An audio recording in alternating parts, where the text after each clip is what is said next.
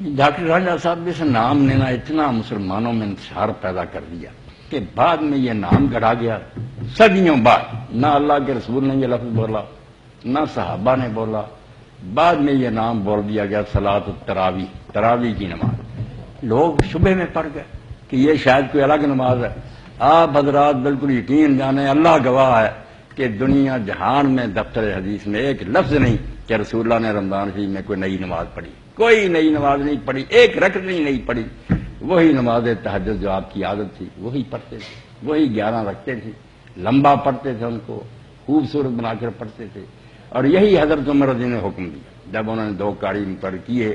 پہلے انتشار تھا کہ لوگ اکیلے اکیلے پڑھتے یا 2 3 مل کر کئی جماعتیں الگ الگ کرتے. انہوں نے کہا یار اگر اس وقت ہی تم نے پڑھنی ہے تو بہتر ہے کہ میں تمہیں ایک امام پر اکٹھا کروں.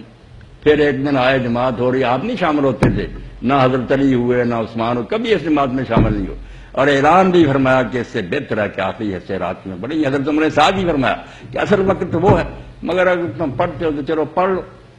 تو یہ بعد میں پھر جب نام تراویح ہو گیا نا تو لوگوں نے 2 نمازیں پھر بنا دی. تہجد الگ ہے، تراویح الگ ہے. آپ نے کبھی ایسا نہیں کیا کہ اگر یہ نماز پڑھ لی ہے 11 رکھتے ہیں تو پھر پچھلے حصے میں پڑھی ہو. اب بھی آپ مسئلہ یاد رکھیں کہ جب 4 فرض اور 2 سنت پڑھ لیتا نا آدمی، اب جو نماز شروع ہوتی ہے نا، بے شک آپ بجری پڑھتے ہیں، یہ عشاء کا حصہ نہیں ہے، یہ قیام اللیل رات کی نماز کا حصہ تہجد کا، جو آسانی کے لیے ہمیں اجازت مل گئی ہے کہ جو 11 رکھتے ہیں بھی اگر کوئی شخص محسوس کرے کہ میں نہیں اٹھ سکتا پچھلے عشاء کے ساتھ ہی پڑھ لے، تہجد ہو جائے گی. وہ 11 رکعتوں کا حق ادا ہو گیا، تھوڑی پڑھ لے تب بھی ٹھیک ہے. تو اصل میں نماز جو ہے نا قیام اللیل، قیام رمضان ایک ہی ہے، تہجد کوئی الگ نماز نہیں. مگر جب شروع کر لی بعد میں لوگوں نے، حضرت عمر رضی نے نہیں یہ کہا 11 ہی تھی، مگر لوگ بعد میں یہ سوچ کر اپنے طور پر انہوں نے یہ اتحاد کیا کہ 100 آیت ایک رکعت میں 100 آیت قاری پڑھتا تھا.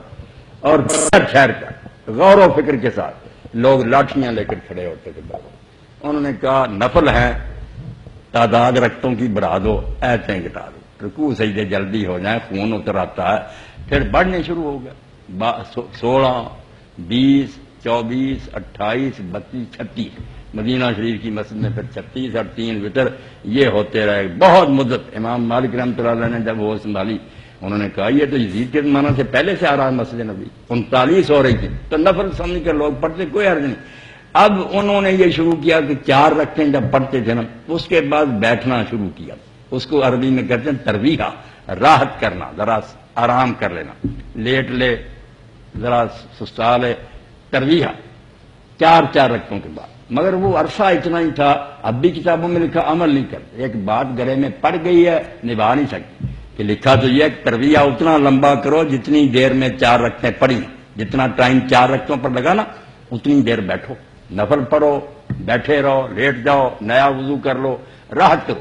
مگر انہوں نے دیکھا ہے سارا ٹائم بہت اب اتنا ہی ہے، سبحان ذی الملک والملکوت بس یہ پڑھتے ہیں. اپنی طرف سے جعلی ایک تسبیح بنائی ہے، کہیں اللہ کے رسول نے نہیں بنائی. وہ پڑھ کر نہ پھر نہ سبحان اللہ بہت اچھا کیا ڈاکٹر ہے، کوئی دعا نہیں صاحب، سیدھا آپ آرام کر. اکٹھی 11 پڑھتے تھے، یہ درمیان میں 4 رکعتوں کے بعد تھک کر آرام کرنے لگے، اس کا نام ترویح رکھ لیا. اور پھر اس نماز کا نام ہو گیا صلاۃ التراویح. وہ نماز ہے جس میں ترویح آتے ہیں، وقفے وقفے نا تھوڑا تھوڑا آتا ہے آرام کرنا. تو یہ اللہ نے نام نہیں رکھا، رسول نے نہیں رکھا، کسی صحابی نے نہیں رکھا. وہاں ایک ہی نام ہے قیام اللیل، کہ رات کے وقت اٹھ کر اللہ کو یاد کرو. اچھا مولانا صاحب، دوسرا میرا چھوٹا سا سوال ہے کہ فرائض تو وہ ہیں جو معراج پر اللہ تبارک تعالیٰ نے نبی مکرم صلی اللہ علیہ وسلم کو پڑھتی ہے. سنت وہ ہے جو نبی مکرم صلی اللہ علیہ وسلم زائد نماز پڑھی، نفل پڑھے اور ہماری سنت بن گئی. یہ جو وتر ہیں ان کو واجب کا درجہ کیسے ملا، جن کو واجب کیوں کہتے ہیں؟ یہ ڈاکٹر راجہ صاحب آپ کے بہت اچھے سوال ہیں. اصل میں بہت سی ٹرمیں ایسی ایجاد ہو گئی ہیں جس سے لوگوں کا ذہن کنفیوز ہو گیا کہ اسلام کیا ہے، فرض ہے، واجب ہے، سنت مؤکدہ ہے، سنت غیر مؤکدہ ہے، نفل ہے، مستحب ہے، رغیبہ ہے، تطوع ہے، مندوب ہے. اتنا جنگل ہے کہ آدمی حیران ہوتا ہے کیا ہے. حالانکہ سیدھا ہی بات ہے کہ کیٹیگریاں 2 ہیں، یہ سب بھول جائیں واجب وغیرہ کو. ایک فرض ہے کہ یہ کام لازمی، اگر نہیں کریں گے گناہگار ہوں گے، عدالت کے کٹہرے میں کھڑے ہوں گے، جہنم سزا ہوگی. باقی نوافل ہیں، زیادہ حضور نے پڑھے یا کم پڑھے، نفل ان کی حیثیت یہ ہے کہ جو کرے گا اس کو انعام ملے گا، جو نہیں کرے گا اس سے پوچھا نہیں جائے گا۔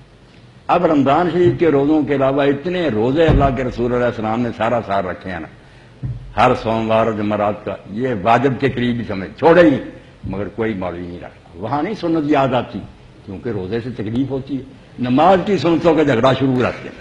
حالانکہ مسئلہ ایک ہی ہے کہ سنتیں مقدہ ہوں یا غیر مقدہ، آپ پڑھیں گے بہت ترقی ملے گی، انعام ملیں گے بڑے، نہیں کریں گے پوچھا نہیں جائے گا، بالکل سوال نہیں ہوگا کہ تم نے کیوں کیا۔ نہ وطروں کا نہ سنتوں کا مقدہ ہے، یہ سارے الفاظ خود ہی گھڑے ہیں اور لوگوں پر ان کو نہ ٹھونس دیا، نفل اور فرض کہ یہ ضرور کریں، یہ آپ کر لیں گے تو اچھا۔ رمضان کے روزوں کے علاوہ عاشورہ عرفہ کا نہ رکھیں، آپ گناہ تو نہیں ہوتا، رکھیں گے ثواب بڑھا کے 2 سال کے گناہ معاف ہوتے ہیں۔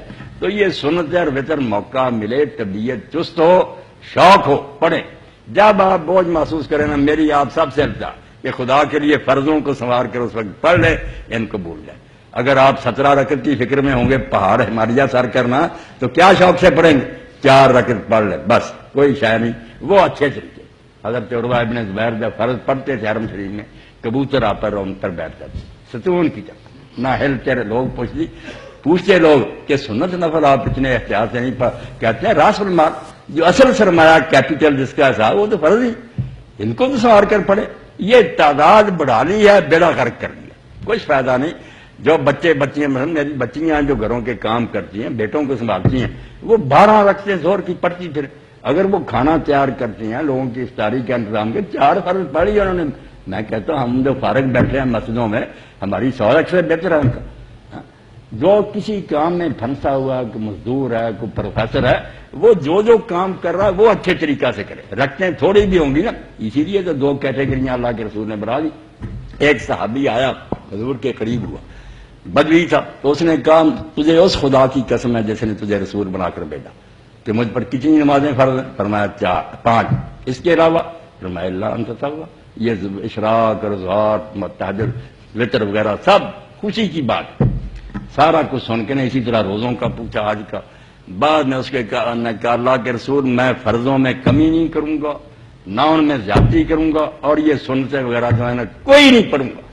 آپ نے جب وہ لوٹا اور کہا فلا اللہ کی قسم اگر یہ اپنی بات پر رہا تو نجات پا، بس نجات کے لیے فرض چاہیے، باقی جو ہے نا وہ بہت اچھی بات ہے، موقع ہو، دیر حاضر ہو، شوق ہو، ساری رات جاگے بوجھ محسوس کر کے آپ تراویح پڑھیں گے، نیند آ رہی، سر ادھر جھکتا ادھر جھکتا، لوگ دیکھتے ہیں کہ جب امام رکوع میں جائے گا اس کو کیا ہے یار، 4 فرض پڑھیں، سنت پڑھیں 2، اور جا کر سو جائیں، کھانا ہضم کریں، نیند پوری اور صبح اٹھیں، مسواک کریں، غسل کریں، خوشبو لگائیں، تہجد کے نفل پڑھیں، آپ یقین جانیں دیکھیں گے کہ اس تراویح سے 1000 گنا زیادہ نور دل میں اترے۔ وہ وقت ہے جب شیطان بھی سویا ہوا ہوتا ہے، اس وقت لوگ جانتے نہیں۔ رسول اللہ وہ پڑھتے تھے، حضرت عمر پڑھتے تھے، علی عثمان پہ، ایک خلیفہ بھی اس نماز میں شامل نہیں ہوا۔ حضرت عمر رضی اللہ عنہ بلاتی تنامون عنہا افضل من التی تقوم، اور یہ پہلے وقت جو تم پڑھتے ہو اس سے وہ نماز 1000 درجہ افضل ہے جس وقت تم سوئے رہتے ہو۔ تو نماز تہجد تھی جس کا بیڑا غرق ہوا۔ غام بھی بیچارہ جس سلسلے میں ٹھیک چلاتا ہے کہ اب کسی مولوی کو بھی یہ پتہ نہیں رہا کہ یہ تہجد ہے جو ہم پڑھ رہے ہیں، یہ کوئی نئی نماز نہیں ہے، مگر اس کے عادی ہو گئے۔ مولوی حضرات بھی سوئے، میں ایسے مولویوں کو جانتا، میرے بھائی ہیں کہ وہ سحری کے لیے بھی بکس کی لوٹ لے، دودھ گرم کیا انہوں نے کہا میں زیادہ سحری نہیں کہ سوئے رہتے ہیں، پیا پھر نماز مشکل سے پڑھائی جا کر سو گئے۔ اس لیے جان چھڑائی ہے اصل قیام سے کہ تہجد نہ پڑھنی پڑے، تراویح جیسے تیسے رہ پڑھ کے آرام سے سوتے رہیں۔